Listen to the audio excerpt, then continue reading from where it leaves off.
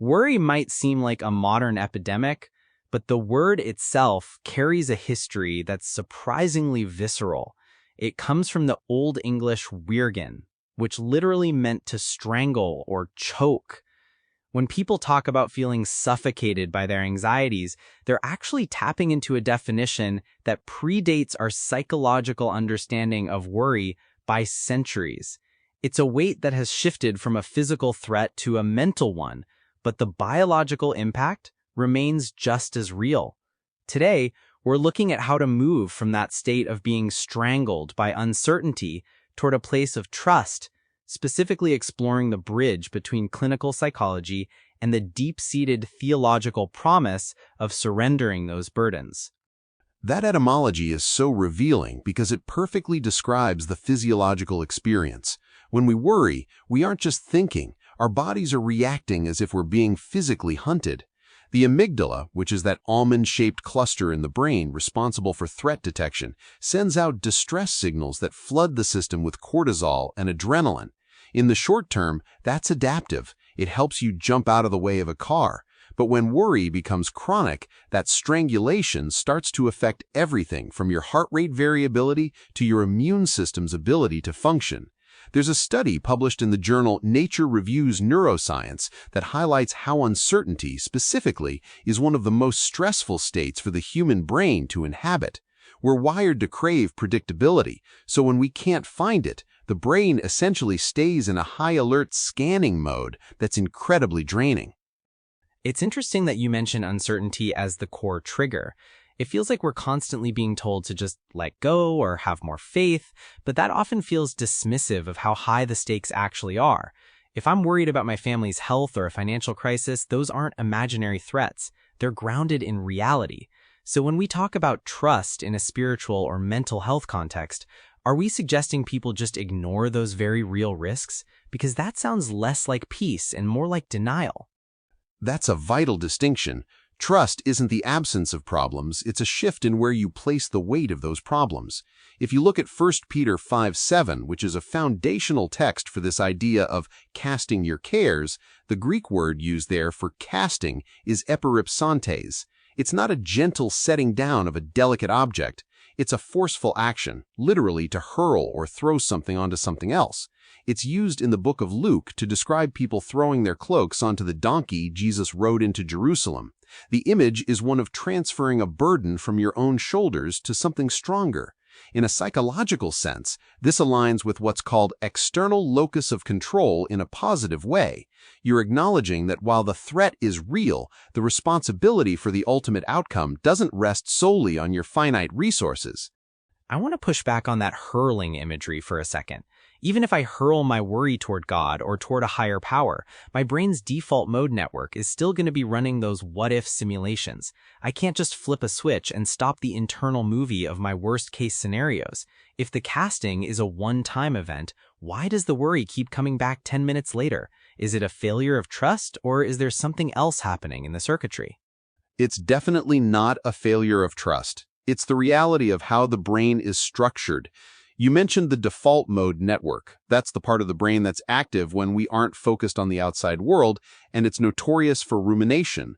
Psychologists often distinguish between trait anxiety, which is your baseline temperament, and state anxiety, which is your reaction to a specific moment. Learning to trust is more like a repetitive physical exercise than a one-time decision. In cognitive behavioral therapy, or CBT, we talk about cognitive restructuring. This means identifying an anxious thought, the what if, and actively challenging it with truth. From a faith perspective, that's exactly what Peter is doing in that letter.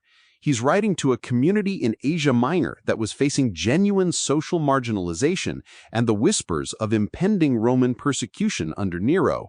He isn't telling them the fire isn't coming. He's telling them they don't have to carry the fear of the fire alone because he cares for you. That he cares for you part is where the intellectual tension usually sits. For someone struggling, that can feel like a platitude. Statistics from the World Health Organization show that global anxiety disorders increased by about 25% in recent years. In the face of that kind of scale, it can feel like the universe is indifferent. How do you bridge the gap between a massive cold world of data and statistics and the very personal claim that one's specific 2 a.m. worries actually matter to a creator? The theology there is actually quite scandalous because it claims that the same power that, as the scriptures say, numbers the stars is also mindful of the individual. The Greek phrase used there for he cares is mele auto perihimon, which implies that you are a matter of personal concern to him. It's not a generic divine oversight. It's an attentive, watchful care. Psychologically, this provides what's known as secure attachment. When a child knows their parent is attentive and capable, they can explore a scary environment with much less stress. If we view the world as a place where we are the sole protectors of our own safety, the worry is actually a logical response. It's our brain trying to do a job it wasn't built for, governing the universe. Trust is essentially the humility to admit, I am not God, and I was never meant to be the one holding all this together. So if trust is humility, then worry is actually a form of pride? That feels like a heavy thing to tell someone who's already exhausted. It sounds like you're adding guilt for worrying onto the weight of worry itself. I can see why it sounds that way, but it's actually meant to be a liberation. If worry is my attempt to control the uncontrollable, then casting that worry is an admission of my limits. It's saying, I can't control the economy, I can't control what other people think of me, and I can't guarantee my health. That's not a moral failure, it's a human reality. When Peter links humility and casting care, he says, humble yourselves, therefore, casting all your anxieties on him. He's presenting a sequence. Humility is the recognition of our smallness, and trust is the recognition of God's greatness. The relief comes from realizing the weight was never yours to carry in the first place. You're not failing to carry it, you're trying to carry something that doesn't belong to you. Let's talk about the practical side of this. If someone is in the middle of a panic attack or a week of sleeplessness, theology feels very far away. There's a growing body of research on religion-adapted CBT that integrates these spiritual beliefs with evidence-based techniques. How does that actually look in practice? How does a person transition from the physical sensation of their heart racing to this concept of hurling their cares? It starts with acknowledging the physical. We often try to think our way out of worry, but since worry is a whole body state, we have to use the body to signal safety. This is where things like diaphragmatic breathing come in, sending a signal to the vagus nerve that the predator isn't actually in the room. Once the physical arousal is lowered, we can use scripture meditation or contemplative prayer. This isn't just repeating words, it's a form of what psychologists call cognitive diffusion. It helps you step back and see your thoughts as just thoughts, rather than absolute reality. Instead of, I am going to lose my job, you reframe it to, I am having a thought that I might lose my job, but my identity and my provision are anchored in something more stable than this specific role.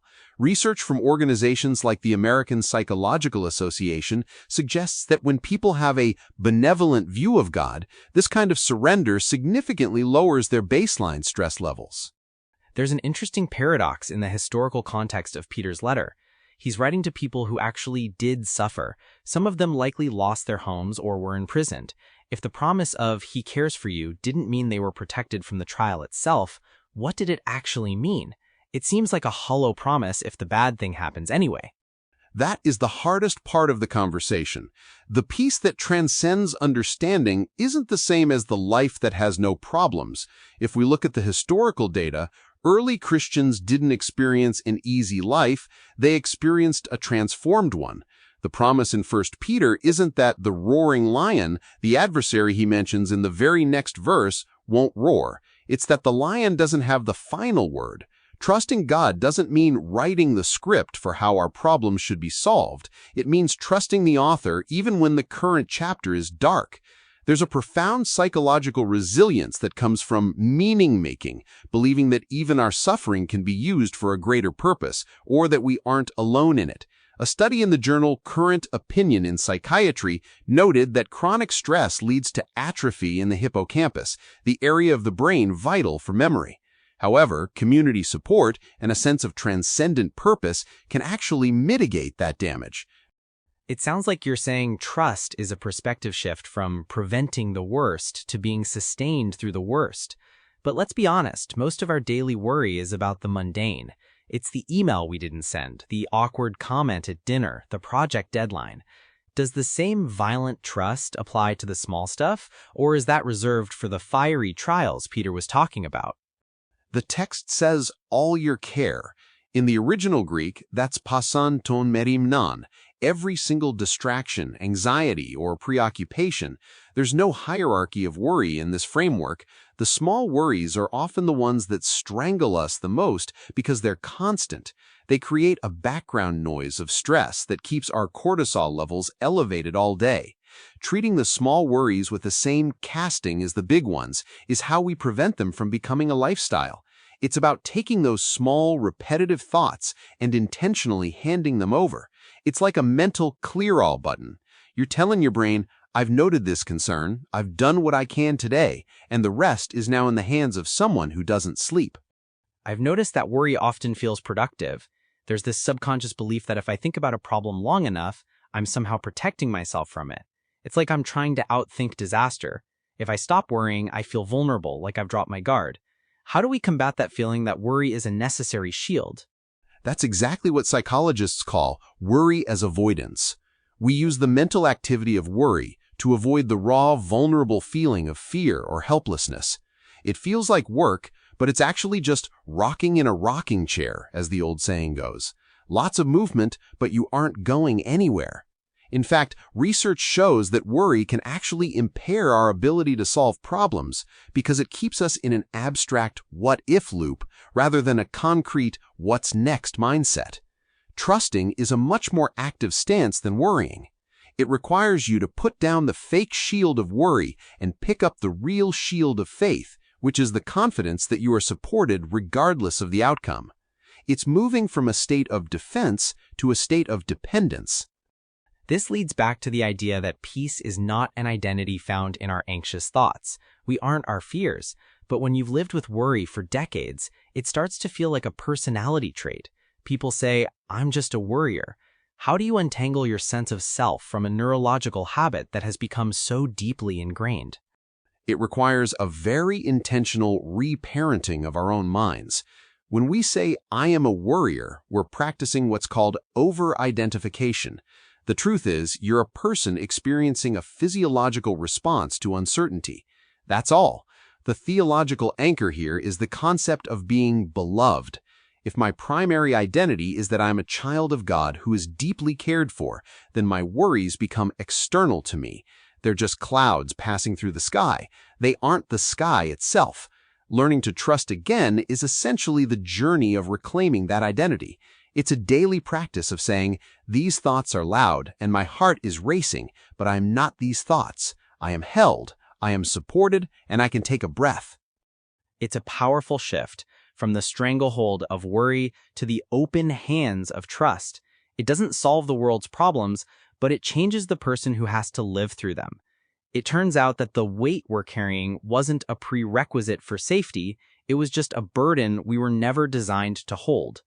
Recognizing that we're finite and that it's okay to be finite seems to be the first step toward finding that peace. Exactly.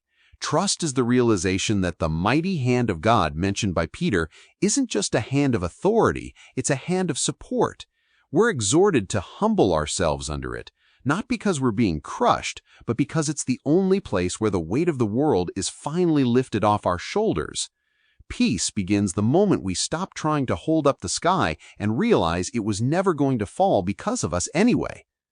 If you know someone who feels like they're carrying the weight of the world on their own, consider sharing this episode with them as a reminder that they don't have to walk through uncertainty alone.